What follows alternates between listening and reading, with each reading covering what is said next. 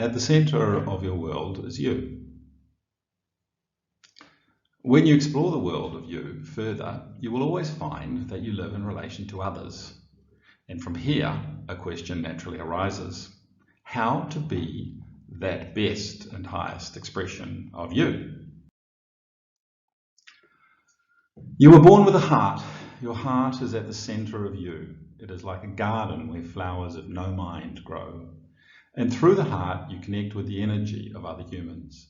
The deeper these connections are, the richer your life becomes. You will also find yourself in roles when relating to others that can be seen as a helper, someone giving help. For example, a parent, a coach, a therapist, or a helpee, someone needing help, child, client, patient. You and your heart sit at the center of a crossroads in life. An infinite stream of feelings come and go along these pathways as you travel on your journey. Through practice, you can begin to feel more deeply and express more to the others around you. And in turn, they can deepen their connection with you, making life more fulfilling, rewarding, and joyous. As life's journey begins to spin faster, one of the first spirals we enter is that of talk. Your talk, or the words you utter, are representative of your feelings. You may be conscious of these feelings, or they may sit somewhere deep inside you, hidden from your view. This will also be the case for those others you are in relation with. Thinking now of those roles we mentioned, where you are a helper or someone in need of help, a helpee, talk is how the space gets filled. There are 3 types of talk: sustain talk, opening talk, and change talk. We use sustain talk when we don't feel we have a need to change. Our words support our ambivalence, i.e. no strong feelings one way or another. Despite the fact that our behaviours may be unhealthy, bringing suffering to ourselves and those around us, we stay in that place.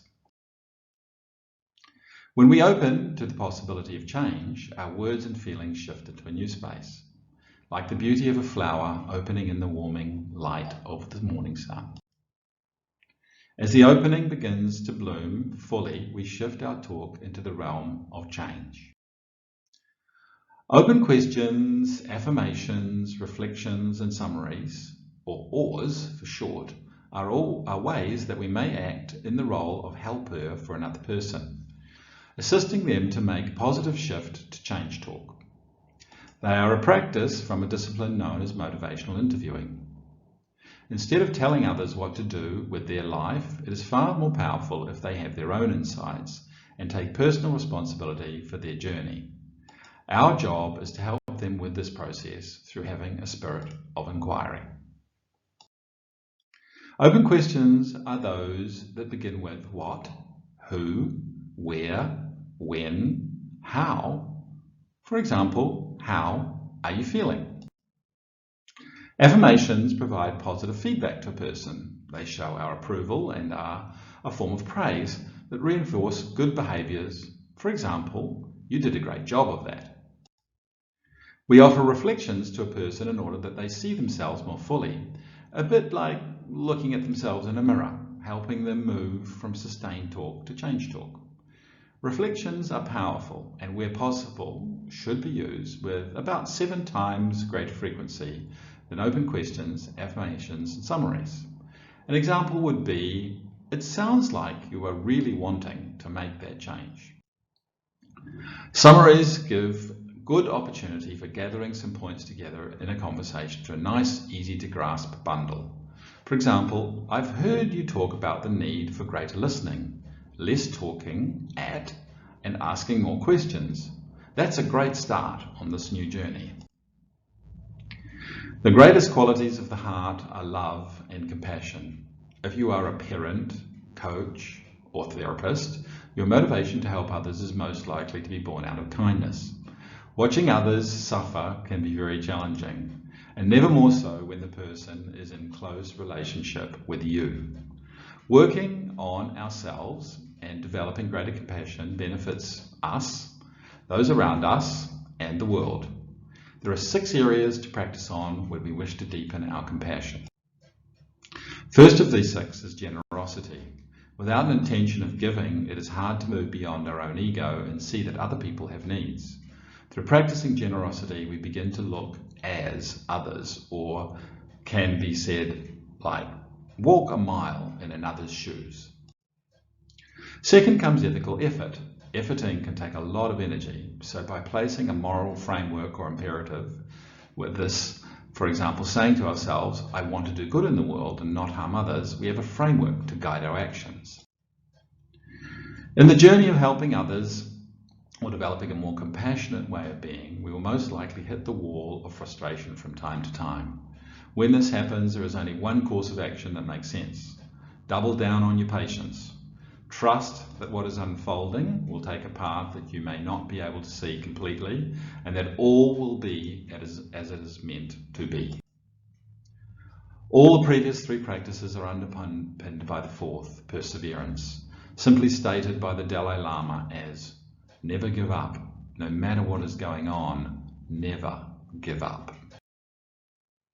In time, our ability to concentrate on the work at hand and the pace at which insights come to us quickens as a natural consequence of practicing compassion.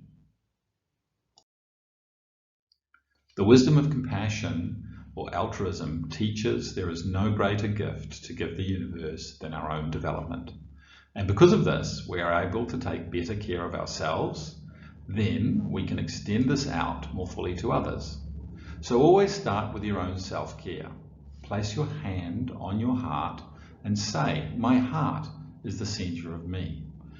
In this way, you will see the full compassion spiral, ranging from ambivalence at one end of the spectrum, where we place compassionate listening, and a spirit of inquiry at the center of our practice, through to the joy of life at the other end of the spectrum, where we place asking for help or an intervention, along with taking full personal responsibility as our own therapist, at the center of our practice.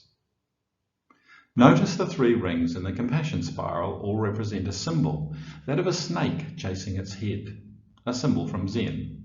The snake will never catch its tail because life is continuous or never-ending, and so it is important that we act well at all times. For if we act well, things will be well, and compassion is at the heart of acting well. Also notice the snake is moving in an anti-clockwise direction, against the mainstream. This is the path of the awakened one. At any time, that path is open to you. Consider as a parent, coach, or therapist, what is the most compassionate way to help a person that you wish to help evolve. As the helper, we dance the compassion spiral together with our helpee, a child, client, or patient.